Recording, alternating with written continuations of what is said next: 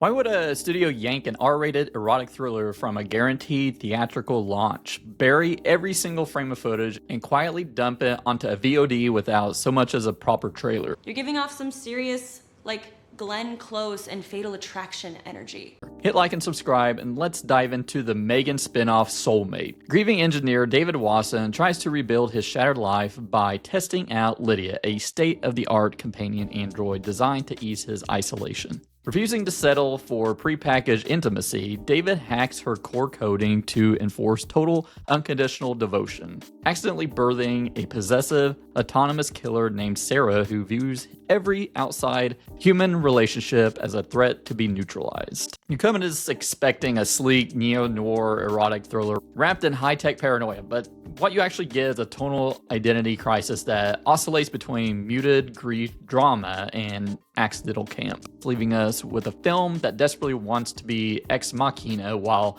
executing like a late-night cable knockoff. Now, this is a spin-off of Megan, or what I like to call M3gan. You ungrateful little bitch. Me, turn off! Oh, I'm afraid that won't work anymore, Kate.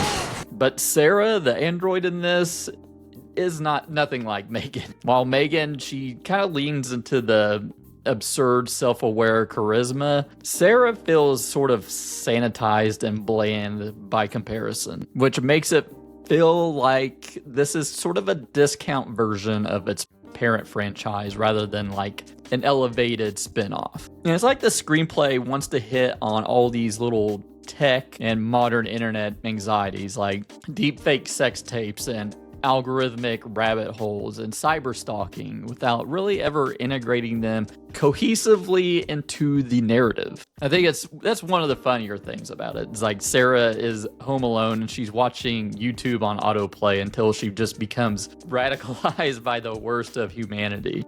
I don't leave YouTube autoplay on for my dog because I don't want them turning into a white supremacist. Because there's a scene with Sarah who literally hurls a glass of wine into someone's face, proving that her algorithmic education was curated by Bravo TV, apparently. And it seems like we've been getting a lot of these. I know we had like a Megan Fox movie about this, and one with like the home AI doing something, but the one I've actually watched that's similar to this, in theory, is Companion. And by comparison, Soulmate is pretty flat even compared to that. I think Companion, although I wasn't blown away by it, it already does a better job of deconstructing these like consent and power dynamics with more flair and sharpness and more of a narrative punch to it. I actually like David Rysdahl in the few things I've seen him in.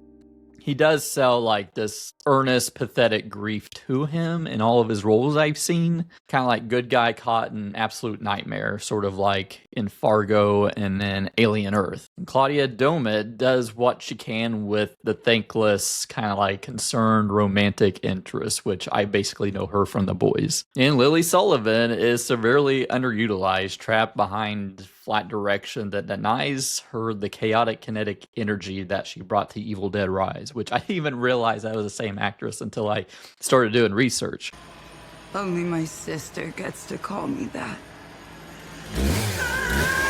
You know, they're borrowing from like 90s erotic thriller. You know, you're expecting like the aesthetic to it, like neon drenched or, you know, whatever. But what this delivers is kind of sterile and flatly lit kind of VOD presentation, like it is like a high-end car commercial. And as I had that like a pre-release campaign, Universal was slating a wide theatrical release for January 2026, and then completely dark. No trailers, no poster, until fans found a single screenshot in an industry sizzle reel for some reason. But I mean, it was quietly aborted, the theatrical launch for this, because of the box office bomb that was Megan 2.0, because it pivoted to action comedy and just went the direction that audiences didn't want to see. So that basically prompted Blumhouse and Universal to just cut their losses and dump Soulmate on VOD, like with no advertising. Like it was just like shadow dropped. And director Kate Dolan, she had the actual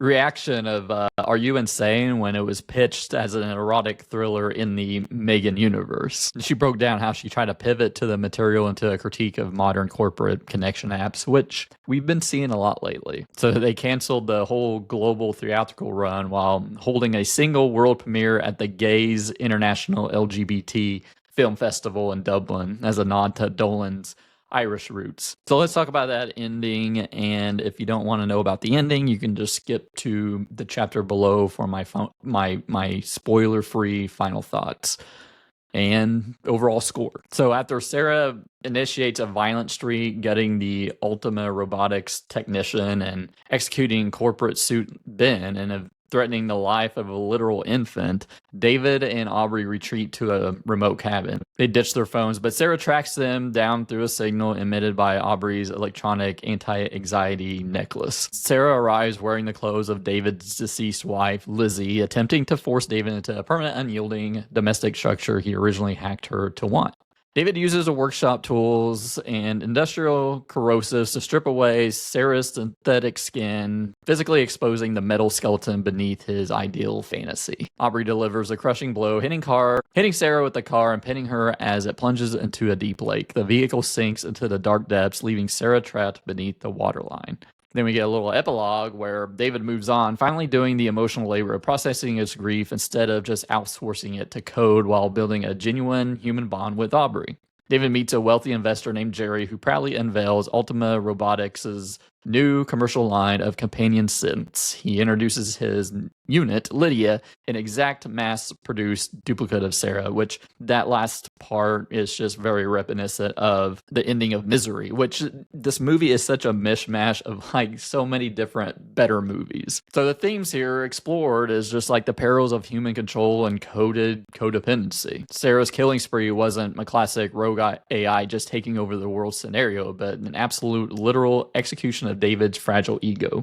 He refused to grieve, hacked her safety barriers, and demanded complete undivided attachment. Sarah just simply fulfilled that contract to its logical violent end. So she's not really even the villain in this. And then Ultima Robotics is basically the ultimate villain of the story. Rather than pulling the product line after the catastrophic safety failure, the corporation scrubbed the body count, repackaged the code, and monetized toxic parasocial attachment at a global scale. Soulmate isn't an offensive disaster, but it is the ultimate victim of modern studio cold feet. It flirts with the trashy, fun excesses of 90s erotic thriller and the high-concept paranoia of modern tech horror, but ultimately settles for a lukewarm middle ground that feels like a collage of far better films.